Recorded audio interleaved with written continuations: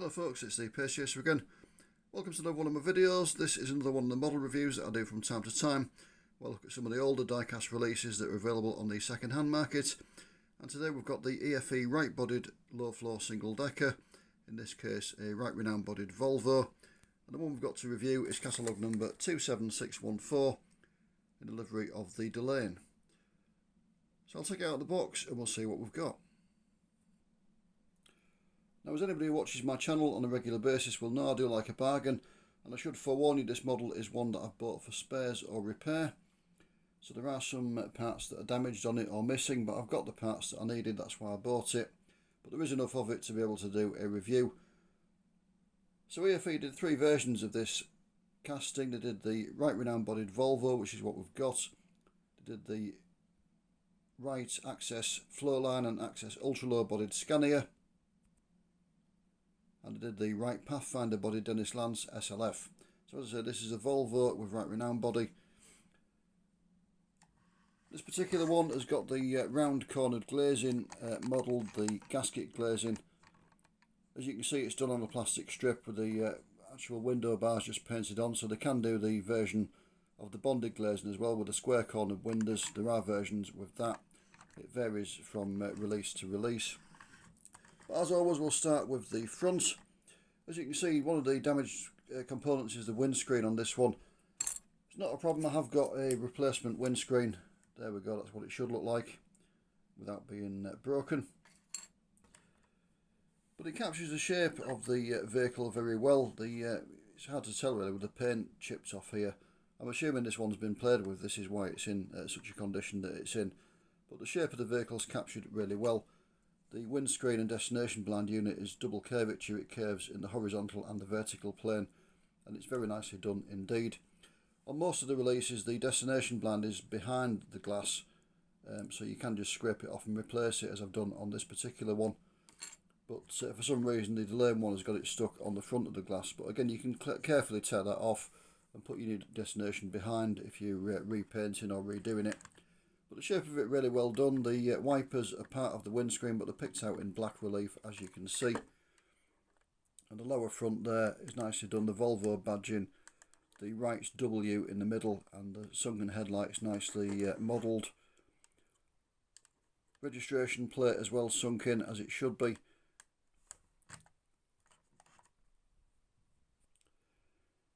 In case you're thinking these vehicles aren't really relevant to anything you're doing, there are still some in service at the moment. I'm doing this in May 2024, and as I speak there are still some in normal public service with the Blackburn Bus Company. I think a couple of them are branded up for the Airwell line route to between Clitheroe and Blackburn, and some of them are in normal Blackburn Bus Company livery. Transdev have also got some with the Keighley Bus Company in use as school buses, and various independent companies have got one or two. I think York Pullman have still got one, if I remember rightly, and various of the companies that do like rail replacement work and things like that have still got them. So they are still in service as I do this in 2024, so still relevant to current day operations. So we'll continue looking around it. If we look at the near side again, it captures the shape really well. You'll notice on this one the door's missing, which is quite impressive. That is how the door looks. Nicely moulded, it's not just flat plastic, it just clips in there, so I've got a replacement door for it. The handrails on the back are done in wire as well, so it makes them stand out a little bit. You can carefully paint them, they stand proud of the glass, they're not attached to the glass. As you can see, there is a gap between the glass and the actual handrail. So you can paint them if the ones on the one you're doing are in a more prominent colour. You can just pick them out in a bit of paint, and then you can see that through the window when you put the door on properly. But the side windows are nicely done. The lettering above the windows there is well modelled. The web address acting as a fleet name in the middle there. The wheel arches are the prototypical shape, not quite round, and the wheels are a good moulding as well. Panels nicely done. This model always looks a little bit low to me. I don't know, it doesn't seem to quite have the height. It doesn't look too bad on the front and on the rear, but on the side it does look a bit low. It might be just an optical illusion. I don't know what's causing that. It's probably because of the actual moulding line there where the window unit fits in. If that wasn't there, it might look more accurate, shall we say. But it's not too bad. It looks pretty much like it should do. Just a word of warning, there was at least one release done of this, the West Riding one, that was a model of a vehicle that was actually step entrance, and obviously the casting is of a low floor bus, as you can see by the lack of a step inside. So that model was too low. The real vehicle would have been higher. It was a step entry Volvo B10B, not the B10BLE that's modelled in this case. But that's just that one release. I don't think there were any others they did that were step entrance vehicles in real life. As I say, the West Riding one. So we go around to the back. Again, shape of it's pretty decent. The back window on this one used to house a big Delane name, so the registration plate is down there. The more normal arrangement for the Volvo was like this, with a number blind in the middle and then the registration plate off to one side there. This is the rear window out of a Volvo.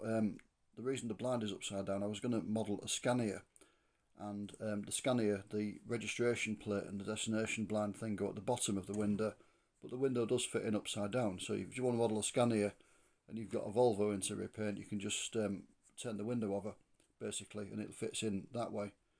So Scania, Volvo. So this is how the Volvo one should look. Does mean your emergency exit lettering's upside down, but it's so small you can't really tell, so it's not a problem. But just a bit of a top tip there, if you are repainting one and you could only find a cheap Volvo when you wanted a Scania, just turn the window over basically. The repeater lights there, the high level repeater lights are printed on. That's because some of the early ones of this type of vehicle in real life didn't have it on. So some of the EFE releases haven't got them modelled. So they are printed on just to mean that they can leave them off if they need to. The lights further down are part of the casting, and they're in a little bit of a recess as the real ones were. The engine ventilation grills are printed on again, that's so they can do different sorts. As I said, there was a Scania, a Volvo and a Dennis version of this done, so the ventilation grills would be different. And as on the side there as well, they're just printed on to enable the different variations to be modelled.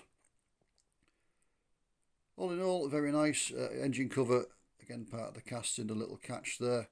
All well done. Go on to the offside. Again, not much to report really, the same as the near side, it looks pretty decent. Lettering well done above the windows there, and again the web address in the middle.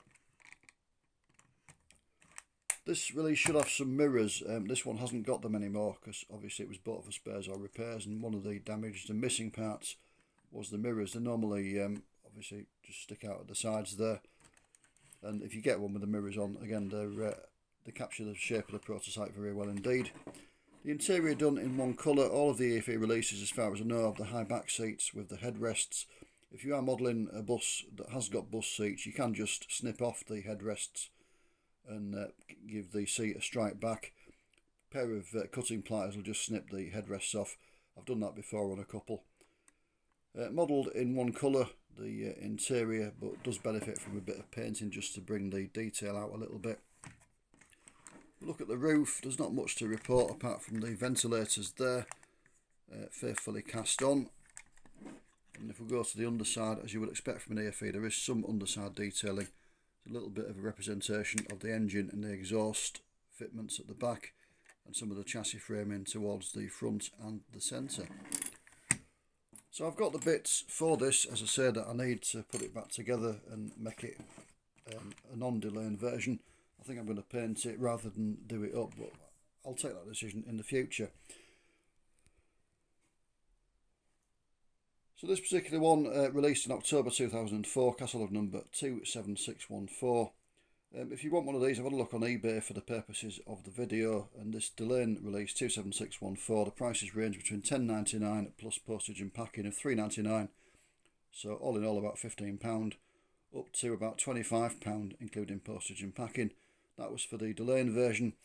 If you want one of the other versions, the prices do vary. The cheapest one I could find on eBay was that Delane version that I'm talking about at £15 when you take postage into account. The most expensive was £56.49 including postage, and that was an Arriva version. The Arriva one quite sought after. Midland Bluebird is also quite an expensive one. The one I could find for that was £37 plus £4.45 postage and packing. And also the First Group Barbie one is quite sought after as well. That was £35 plus £5.9 postage and packing.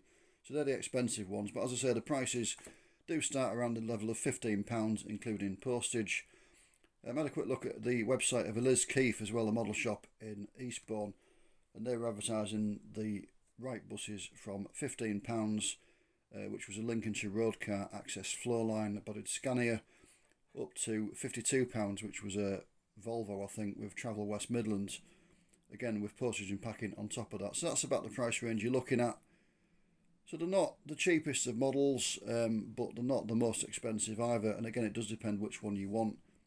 If you want one just cheap to repaint, as I say, you are looking around the £15 mark, but it is a nice model. It's well worth getting. This particular one, because of the condition of it, the chip paint and the various bits missing, only cost me £6 plus £3.95 postage and packing, hence why I bought it, because as you know I'm quite tight when it comes to models and things.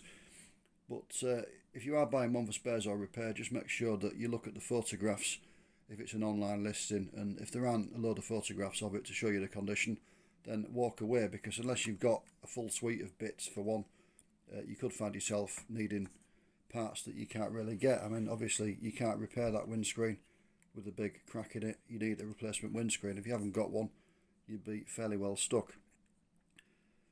But yeah, it is a nice model. It's well worth getting, and as I say, I will restore this one and put it back to its former glory at some point. But as always, thank you for joining me. Take care, and I will see you again soon. Bye for now.